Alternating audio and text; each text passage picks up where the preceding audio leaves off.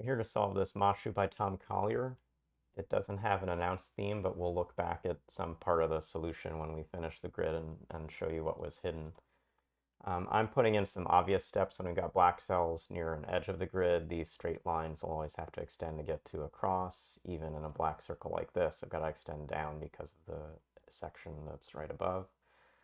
Got to come through these white circles on an edge vertically, and where this has already come through enough cells, this will have to turn. There's one subtle deduction from this black circle, but one I'm now used to seeing when there are two white circles diagonally adjacent on the same side of that. We can't pass through this line because that forces a horizontal in this case for both of the white circles, and now this black has no option for its vertical leg. And so in a place like this, the black will have to come to the right, and then it's either up or down, and we'll have one of these white circles being vertical with it. I think a lot of this solve is going to come from doing some look ahead, and that's part of what makes it hard, is there are sort of single little capture areas that can get you a next placement, but they're not going to come from default heuristics. I'm seeing one just seeing corner into corner, that if I take this cell, it's also going to be a corner, and that's going to be a problem. So if this came to the left and came up, I would corner around a white circle and not have an option there. So this has to go to the right. It looks like one interesting thing is going to be based off this white circle. If I come this way, notice this circle turns to the left and blocks off a passage for this black. If I can instead come through horizontal, this again comes here, but also blocks off a passage for this black. So one thing I can't do is come like this, which would do this, and now isolate the circle. So black comes up, that puts this in, these come across. I think some similar deductions are going to play out if I take this edge, I again move this over, and now I isolate the circle again. And so it looks like for looking a lot at this white circle is going to give us some steps. In particular, it's putting in this down. Marking that in now means these edges want to avoid each other.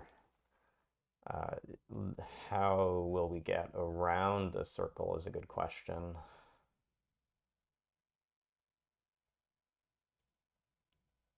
One thing to see is if I take this horizontally, this black comes down, and now I isolate an end of the loop. So this doesn't come horizontally, this comes straight, and that puts a vertical in. And now these loop ends in this corner will keep dodging further and further. This will have to keep extending. Black's going to have to come up, but this is now going to have to come over here. We still have these ends that are very compact. Now another thing to note is that actually if I come through this circle again vertically, I was doing a lot looking at horizontally and what's at issue. If I come vertically through it, and now I'm going to come vertically through this circle, but I also now have to continue a vertical channel, and I'm going to get two whites into this vertical stretch. So once I have this black section marked in, I now put new tension on the circle to say that the vertical option's actually ruled out. So this has to come through it horizontally. This black stretches to the right, this comes here, this will have to come up, this will turn down, this comes up. Notice I've got a compact set of loop in the upper left corner, so these ends will have to dodge. I actually have a whole lot of the loop in the bottom of the grid. Notice if I came through this stretch, I'm going to have to force for the end counts to have this come down, but I'm going to shut off the loop. And so for this to actually be one big loop, including the top and the bottom, I can't come horizontally through that white circle. It's the same reason I actually can't connect these ends. I need to have one more end extending out from this, but it's got to be the opposite end from the black circle, or I'm not going to form one loop. So these in the corner will come like this. Taking this horizontally will strand one end in the grid, so this comes vertically. These are still the same part of the loop, so they can't connect. This comes up. If I take this vertically, I will strand an end in the grid, so take it horizontally. These mark in and get to the final solution. And so the hidden theme in this puzzle, as you'll see from the solution, is that all cells are used by the loop. That's a tricky thing to deduce. If you knew it at the start, it makes the whole puzzle a lot simpler.